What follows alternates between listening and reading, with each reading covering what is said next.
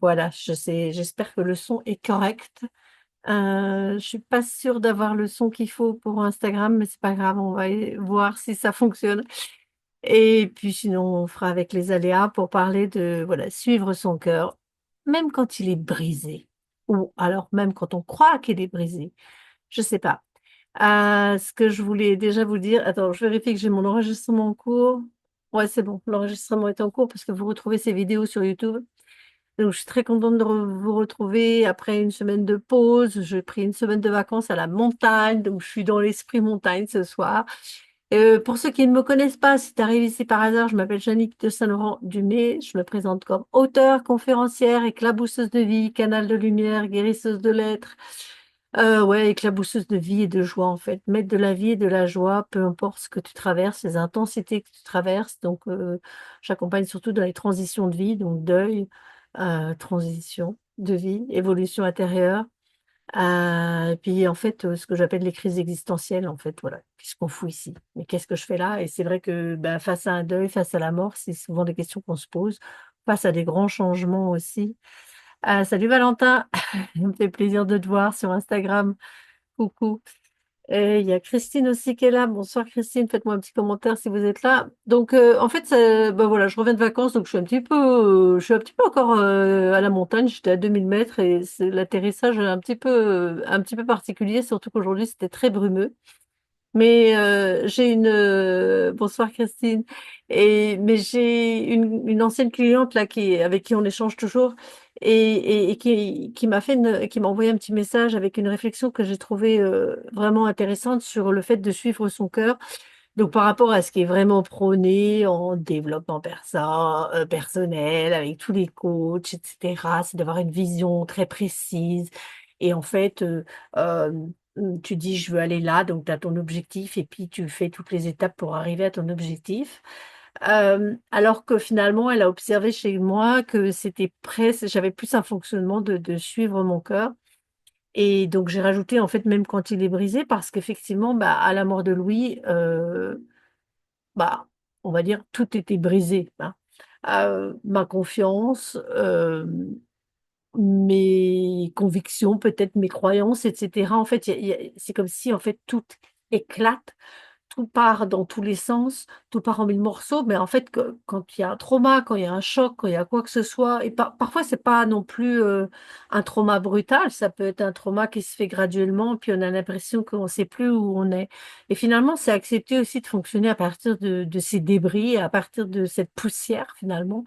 Euh, et voilà, on a l'impression qu'on a le cœur qui est brisé et en même temps dans ces poussières, je dirais cette poussière d'amour, cette poussière de lumière, dans tous ces petits débris, il y a quelque chose qui a fait que je me suis mise à écrire. Et donc c'est à ce moment-là, parce que les gens me disent, ah mais tu avais écrit un livre, c'était quoi ton objectif, etc. Non, en fait, c'est l'écriture qui est venue à moi. J'ai senti qu'il y a eu ça en fait. Et donc pour moi, c'est suivre son cœur, c'est parfois c'est des tout petits choix, c'est des toutes petites orientations. C'est-à-dire que à ce moment-là, effectivement, à la mort de Louis, j'en sais quelque chose d'un trauma. Ouais, Christine, voilà, tu vois, quand on a un accident, on a des choses comme ça. Mais en fait, je dirais, c'est des aiguillages qu'on va prendre. Et c'est pas forcément un grand aiguillage qu'on va prendre, mais c'est tout doucement. On va prendre des tout petits aiguillages qui vont nous faire aiguiller vers la joie, vers la résilience, vers l'espoir, vers quelque chose de plus paisible. Et moi, c'est quelque chose qui est venu dans mes questions. C'est-à-dire, je me suis dit, bon, ben là, je suis en train de vivre le truc, voilà, qui fait tout éclater dans ma vie. Et malgré tout, ben, je me dis, si je suis en train de vivre ça, c'est qu'il y a quelque chose à vivre. Quelque chose, enfin, pour moi, voilà, il y a la joie qui est là quand même à vivre. Donc, c'était des tout petits choix et qui n'étaient pas forcément cognitifs. Je veux dire, c'est pas forcément qu'ils n'étaient pas conscients, mais en tout cas, ils n'étaient pas cognitifs. De me dire, tiens, j'écris. Je sais pas, j'ai cette impulsion à écrire, donc j'écris, je suis mon cœur. Puis après, en fait, donc ça, c'est comme ça que ce livre, il est arrivé. Il va y avoir encore tellement de jours. J'ai mis des marque, c'est des anciens marque-pages. J'ai pas remis de marque-page, mais parce que je sais que c'était pas très longtemps après. C'est-à-dire que Louis, donc, notre fils aîné, il est mort le 7 août 2020. Et là, je sais que c'était le 4 septembre. Donc, il est resté sous forme de journal, ce livre. Le 4 septembre, je sais que j'ai eu tout d'un coup cette impulsion de me dire que j'allais publier, alors que moi, j'étais pas du tout auteur, écrivain, etc. Et voilà, donc ben, je vais vous lire l'extrait. Bonsoir Graziella, je sais plus ton prénom, je l'ai oublié, tu me l'as dit la dernière fois. Donc, je vais publier. Je t'écris à toi. C'est très intime et en même temps, je ne sais pas pourquoi depuis le début, je sais que je vais publier. J'ai l'intuition que ce que je t'écris est voué à une plus grande dimension que ma sphère personnelle, etc. Donc, donc c'était aller suivre mon corps, aller se dire, tiens, je vais aller vers ça. Et puis, bah, de ce livre, après, avec les questions que j'ai posées, j'ai encore suivi, bonsoir Ludovic, j'ai encore suivi mon cœur. Et il y a eu le cahier des questions qui est sorti. Puis après, ben, il y a eu surtout ces échanges assez incroyables, ou en tout cas cette écriture intuitive ou cette écriture automatique. Voilà. Les puristes diront que c'est plutôt une écriture intuitive qui est fait que j'ai transcrit des messages de mon fils envolé. Et donc, ça a donné ce livre, L'Envolé. Euh, et finalement, c'est à chaque fois, c'est de se dire, ben, en fait, je vais vers la lumière. Et c'est aiguiller à chaque fois. C'est prendre cette orientation. Alors, je dirais pas qu'il nous ramène dans le droit chemin, mais je veux dire, cette orientation qui nous fait avancer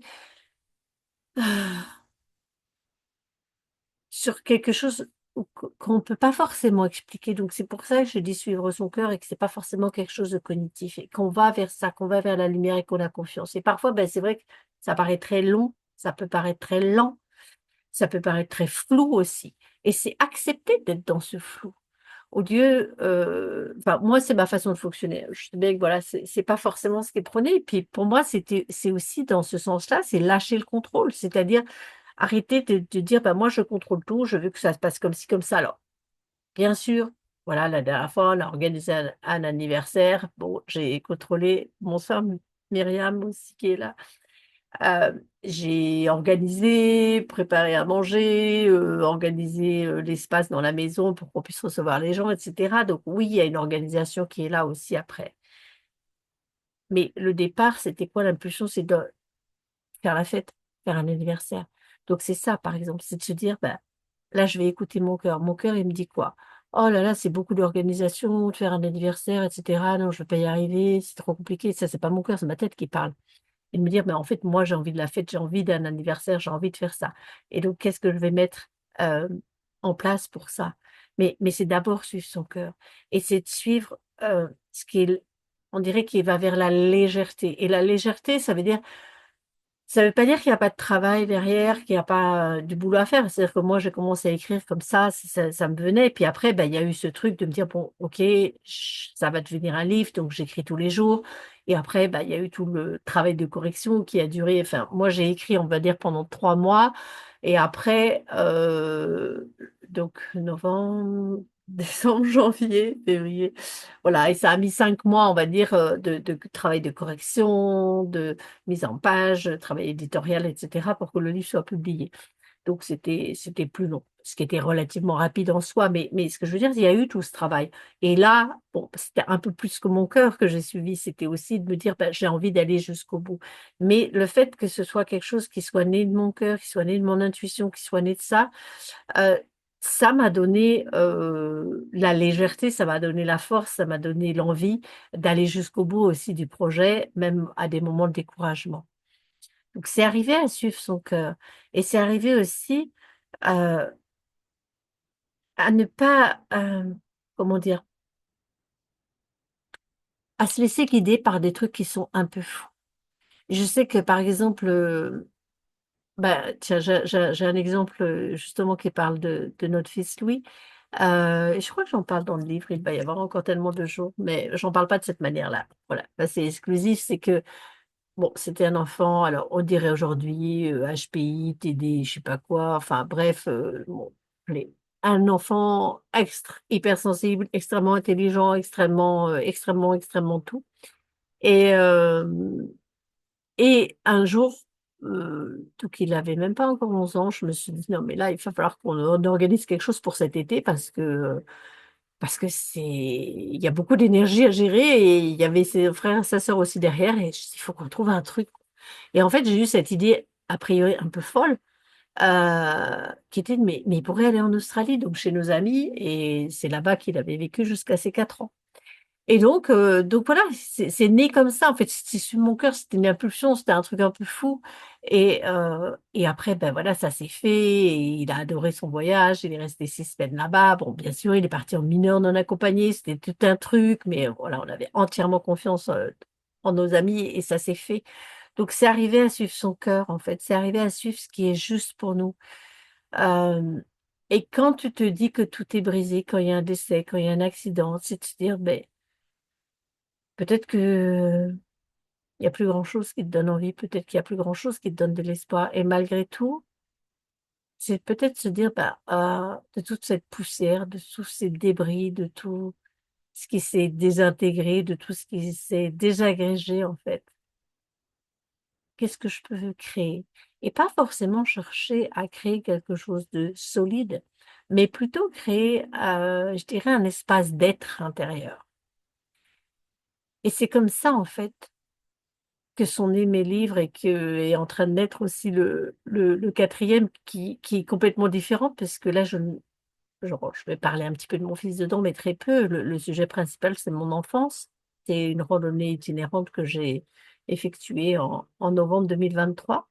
Et ça, c'est quelque chose que je n'avais absolument pas prévu. Je savais quand j'ai rendu le manuscrit de mon livre L'Envolée, ben voilà, je savais pas trop. Je savais qu'il allait y avoir encore un livre, mais je savais pas trop quoi. Et et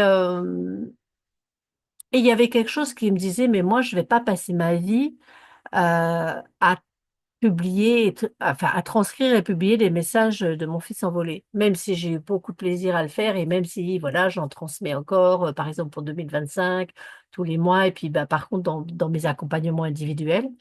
J'en profite pour dire, voilà, maintenant pour les accompagnements individuels, vous avez un petit questionnaire de demande d'accompagnement à remplir où vous avez toutes les infos dessus, parce que je suis en train de changer de site. Donc, comme les liens sont pas tellement valides, voilà, vous pouvez vous servir de ce questionnaire pour avoir les infos sur mes principaux accompagnements. Et puis, si vous avez des questions, vous me contactez en MP. Euh, et donc, il y avait quelque chose qui était un peu lourd. Enfin, je me disais, voilà, il va y avoir un autre livre, mais est-ce que je vais continuer à faire que ça, publier l'envolée tome 1, l'envolée tome 2, l'envolée tome 3, parce qu'en fait, c'est la source des messages, elle est inépuisable. Chaque fois que je pose une question, il me répond. Et il y avait quelque chose, en fait, où là, je sentais que j'allais plus suivre mon cœur. Et lui, il m'avait dit, et c'est marqué là, dans l'envolée à un moment, mais parce que je dis, c'est quoi la suite? C'est quoi la suite? Oui. Et il me disait, ça va être grandiose. Et c'est comme ça que finalement, je me suis autorisée à écrire quelque chose de complètement différent. Donc, suite à ma randonnée itinérante, j'avais un projet d'un livre sur mon enfance depuis au moins 10 15 ans. Mais à l'époque, voilà, je ne savais pas écrire. Enfin, en tout cas, je ne savais pas que je savais écrire et j'avais jamais tenté la chose. Euh, et donc, j'ai suivi mon cœur. Et même si mon cœur il me disait, mais ça va pas, là, je suis quelque part infidèle à mon fils et je ne peux publier que des livres sur le deuil, sur la mort, sur mon fils, etc. Et en fait, ben non. Et d'autant plus que je me suis rendu compte aussi que ces livres-là, bon, bah, bien sûr, ils parlent du deuil, de la mort, il y a aussi le cahier des questions. Euh, Ce sont des livres où je parle de la mort, où je parle du deuil. Et où, en fait, mon sujet principal reste la vie. Et j'en ai parlé, là, j'ai partagé dessus dernièrement. Oui, alors je lis le commentaire de Ludovic. Oui, suivre sa propre piste, c'est d'actualité pour moi, même si c'est un peu fou et en hors piste. Oui, tout à fait. Voilà, là, c'est d'actualité. Et puis là, on a marché dans la neige avec mon mari. Et puis ben, souvent, on marche en raquette et en fait, on fait des traces, on va en hors piste. Sans prendre trop de risques non plus, mais quelque chose d'un peu fou. Donc en fait, c'était de se dire, bah, j'avais ce chemin tout tracé, de me dire, bah, je vais continuer sur la voie du deuil, de la mort, de l'au-delà, des messages avec l'au-delà. Et puis en fait, il y avait quelque chose, bah, ça résonnait pas juste. Il y avait quelque chose qui, qui sonnait, qui allait de travers. Et donc en fait, qu'est-ce que j'ai fait? J'ai écouté d'abord le silence, parce que ça, c'était vraiment la recommandation aussi de mon fils. Et puis, bon, ben voilà, je le sais aussi, c'est de faire taire ce mental et d'entrer dans le silence. Et en fait, en entrant dans le silence, bonsoir Sarah, ben, c'est comme ça que je me suis permis, en fait, de suivre mon cœur, de suivre cette intuition, de me dire, ben, je vais écrire sur cette randonnée et ça débouche, en fait, sur mon enfance, puisque c'est venu réveiller plein de traumas, plein de peurs de l'enfance, en fait, de faire une randonnée en solitaire. Et, euh, et donc, il n'y a pas d'interdit, en fait. Honnêtement, vraiment, quand j'ai rendu le manuscrit de l'envolée, j'avais j'avais un peu cette espèce de malaise en me disant, voilà, qu'est-ce qui va être la suite? Et au lieu d'être dans le cognitif, en me disant, bah, voilà, j'organise tout ça, non, qu'est-ce qui vient là maintenant? Qu'est-ce qui est juste? À quoi est-ce que je fais de la place ici? Est-ce que je laisse de la place à ce qui va apporter le plus de vie, le plus de joie, le plus de paix pour moi et pour les autres? Et c'est un nouveau sujet qui vient en fait pour mon livre. Donc c'est ça en fait, c'est vraiment euh, se laisser. euh, J'ai une image qui me vient assez juste en fait, puisque quand voilà, on peut dire même que son cœur elle peut être brisé parce qu'il y a eu du trauma, il y a eu des choses très difficiles, mais se laisser en fait être comme de la poussière et être porté par le souffle. J'oserais dire le souffle divin. Si ça vous plaît pas, vous pouvez mettre autrement, mais porté par un souffle de vie, porté par un souffle, d'enthousiasme, d'élan, d'intuition.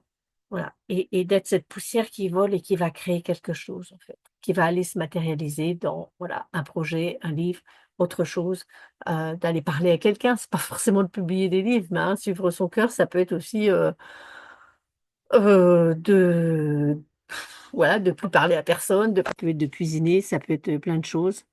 Heu, oh, j'ai un changement de haut-parleur, j'espère que ça fonctionne tout ça. J'espère que vous m'avez entendu depuis le début. Bizarre, il y a des choses bizarres qui se passent, entre, le son et cetera. Bon, moi, c'est pas grave. Bonsoir Sophie, faites-moi un petit dites-moi un commentaire, un petit coucou, est-ce que ça vous parle? Et et ce que je veux dire, c'est que même quand c'est très douloureux, justement, suivre son cœur, c'est peut-être aller suivre le chemin qui va apaiser notre cœur. Donc c'est peut-être juste poser la question en fait: «Qu'est-ce qui est possible ici maintenant pour avancer vers la paix?» Oui, pour le son Ludovic, OK, merci. Merci Christine.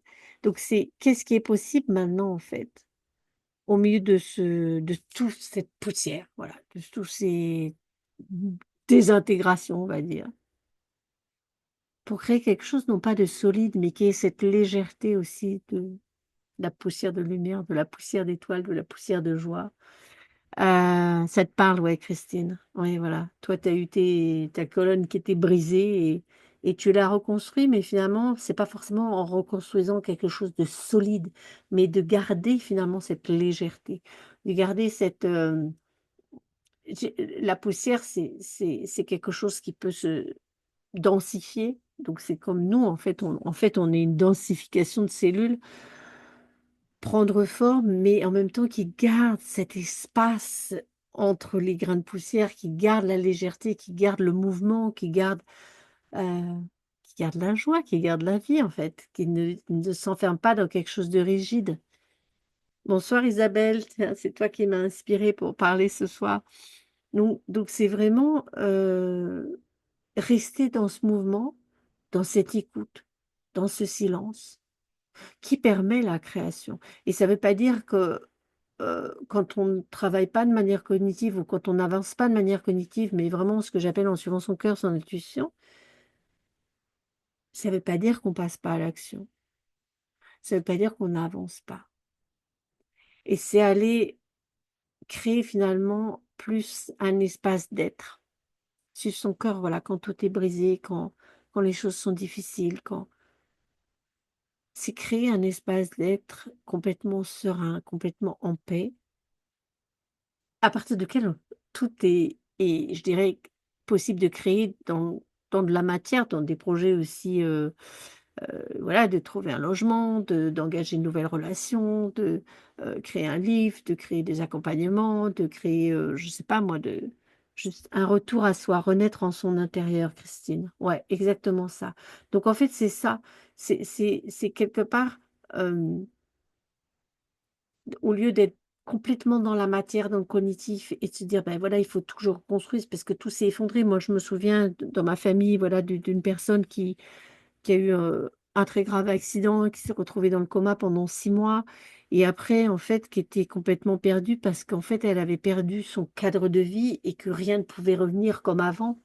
euh, et, et, et qu'elle n'arrivait pas, en fait, ne pouvant reconstruire, on va dire, son cadre extérieur, parce que son corps était trop abîmé, etc., et qu'il y avait plein de choses qui fonctionnaient pas comme il faut, bah, elle était perdue. Alors qu'en fait, c'est à ce moment-là que de se dire, ben, en fait, le cadre extérieur, on s'en fout, peu importe. Moi, même si c'est très désagréable, hein, voilà, le fait que mon fils soit plus là, c'est quelque chose d'extérieur. Et en même temps, moi, ben, je vais pas aller le faire revivre matériellement, physiquement, voilà.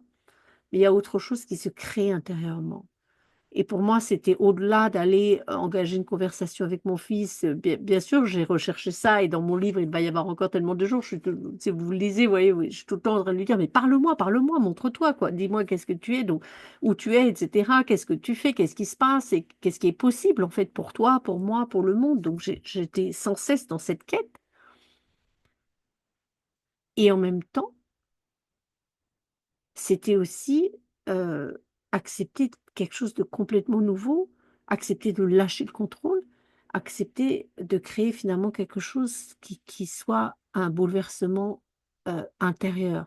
Parce qu'effectivement, quand il y a trauma, c'est un bouleversement extérieur au départ et il y a ce bouleversement, donc il y a le traumatisme, on va dire, intérieur, mais du coup, c'est aller bouleverser tout ça et de ce bouleversement, donc de ce chaos, aller créer quelque chose. Enfin, c'est pas forcément aller créer quelque chose, mais aller créer cet espace d'être intérieur. Comme dit Christine, voilà, un retour à soi, renaître en son intérieur. Et après, en fait, peu importe ce qui se présente, peu importe ce qui se passe, peu importe ce qu'on va choisir, puisqu'on le choisit à partir d'un espace du cœur, de l'amour, de la paix, de la joie.